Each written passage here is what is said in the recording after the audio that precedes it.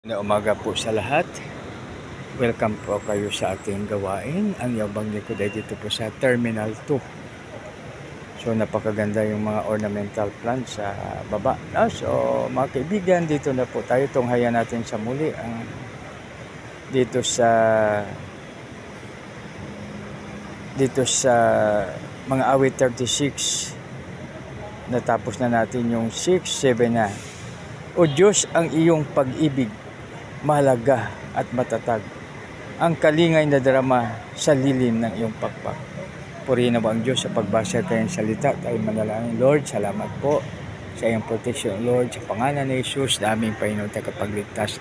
Lahat pa'y magsabi ng Amen and Amen. So dito mga kaibigan, sa 7. O Diyos, ang iyong pag-ibig mahalaga at matatag. So dito mga kaibigan, ang pag-ibig ng ating Panginoon ay napakatatag. So dahil kay tayo nagkasala, ay kanyang pinapatawad.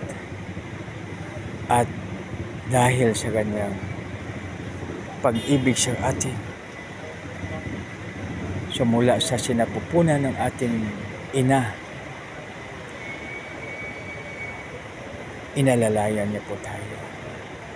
Iningatan niya tayo na tulad ng pag-ingat natin sa ating mga mata at tulad ng pag-ingat ng mga inahin sa kanilang masisiw. Napakabuti at napakadakilang ating Panginoon.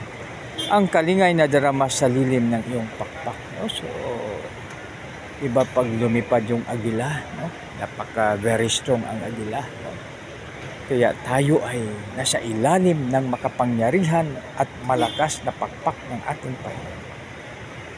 Kaya makibigan, maraming salamat. Huwag tayong mag-worry, huwag tayong ma-stress dahil ang Panginoon ay siya sa atin.